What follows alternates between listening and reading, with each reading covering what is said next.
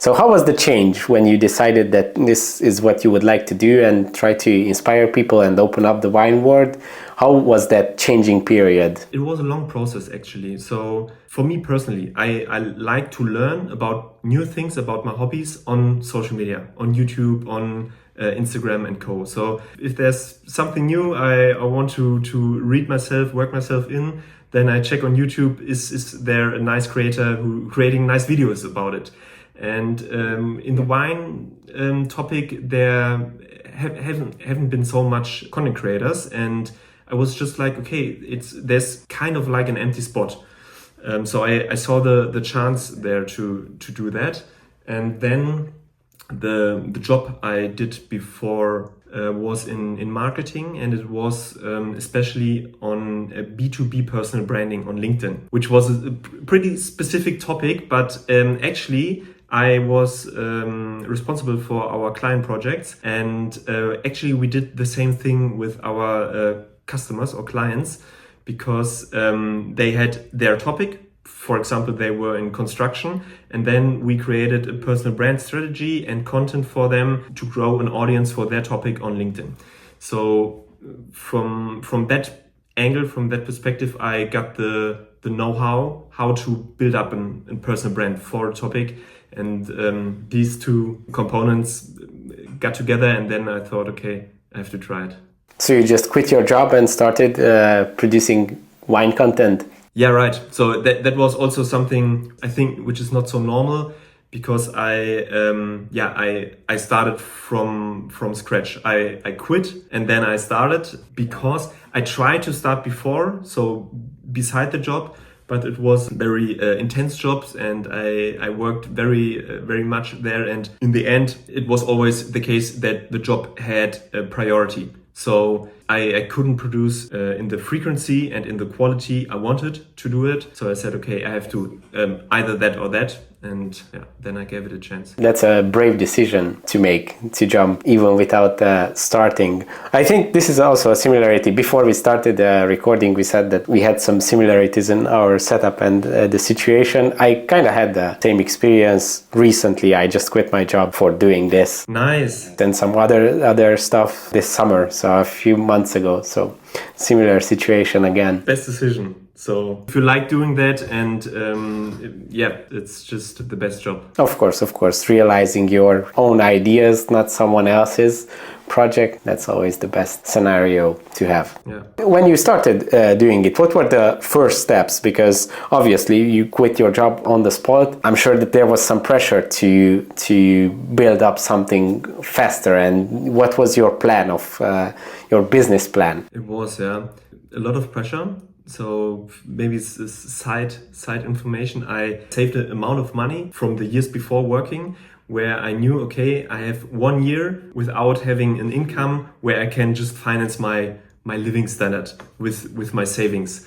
So as I said, okay, I give myself 1 year. If it works out, so at the end of the year, if I make money with it, perfect, then I'm going to continue it. And if not, I just have to see what I do then. I see, yeah. So I had this specific time slot, and I started actually not with a big strategy, but just I had a feeling. I had some or a lot of ideas about content, what I could do, and I just started. I started actually on TikTok first, at least with a priority on TikTok, because I thought that would be the platform where you can grow organically. So because Instagram and YouTube is harder, I would say, because it's more saturated as a platform with a lot of good creators who are there already. And I did videos from a hobby wine drinker perspective. I made some funny formats where I went on the streets and said, okay, I have one more expensive bottle of wine and one discounter bottle of wine, a cheap one. And then I went to people, gave them 2 glasses and said, okay, what do you think is the expensive one? What is the cheap one? And which one do you like better? And this was like these kind of formats. They worked out pretty well in the beginning, and especially on TikTok. And then I got some reach pretty fast. I got invited to tastings, to wineries. Oh, wow. And my perspective on wine changed because suddenly I was part of the wine business, of the wine world. And also my content changed then a little bit, or pretty much actually. That also was the point when I started to grow on Instagram way faster than on TikTok. And today, or since then, Instagram is for me the number one platform, and TikTok and YouTube is just side projects. I see. Wow, that's an interesting strategy and interesting beginnings. I was always wondering about these videos. First of all, it's a very good idea and interesting to have these experiments with the expensive and the cheap bottle. But for these videos, these interview videos, people on the street, what is the process? After the video, do you talk to them if they agree to be published, or is there a contract, or just if they let you record them, their reaction, then it's all right? So how is it? That was in the first weeks and month, and I didn't make a big thing out of it. I just went up to people, talked to them if they would be interested to be in the video. And then I think at the end of the video, I asked them, is it okay if I use it for the video? This part I cut out, so I don't have it in the video I upload, but this was for me a little bit like the security that it's okay for them. Yeah, a confirmation. And if someone came up and would have said, okay, I don't want it, I don't know, for some reason, then I would have deleted it. That wasn't like a big invest for me, you know? Yeah, I see.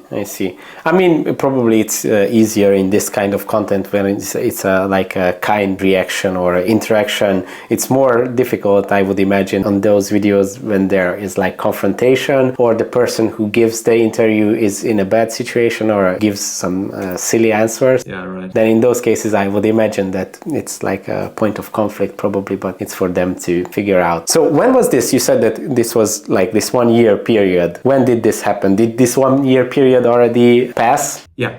So I started roughly 3 years ago. So at the beginning of 2022. Okay. So in March or something I started. Yeah. So now I'm in almost 3 years. And also after half a year or 3/4 of the first year, I had my first corporation. From that point on, I could pay my bills with this project and with my partners and corporations. Wow, that's a great success.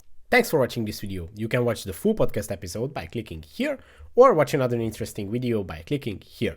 Let's continue the discussion in the comment section, and see you in the next one.